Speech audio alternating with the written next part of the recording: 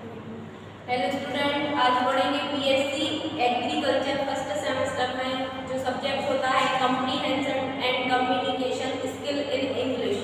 उसमें एक टॉपिक है डिटरमाइनर।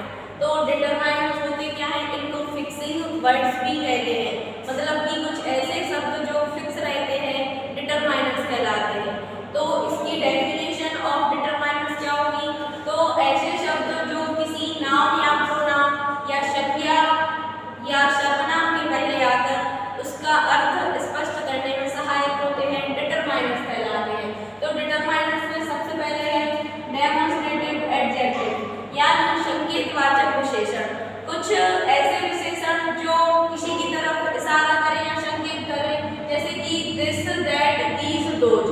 दिस मीन्स यह होता है, दिस का प्रयोग पास वाली वस्तु के लिए किया जाता है, दैट मीन्स वह है, दैट का प्रयोग दूर वाली वस्तु के लिए किया जाता है, और जो दीज एवं दोज है ये दिस और दैट के प्लूरल फॉर्म या बहुवचन रूप ही होते हैं।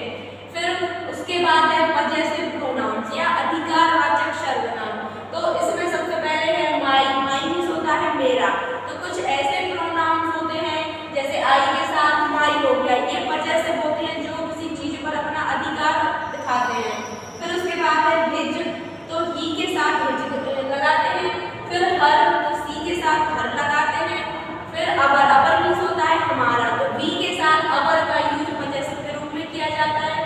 फिर उसके बाद है योर, यू के साथ योर पजेसिव के रूप में लगाते हैं। फिर है देयर, तो दे के साथ देयर लगाते हैं, ठीक है। फिर उसके बाद थर्ड नंबर पर है adjective and pronouns of indefinite number and quantity.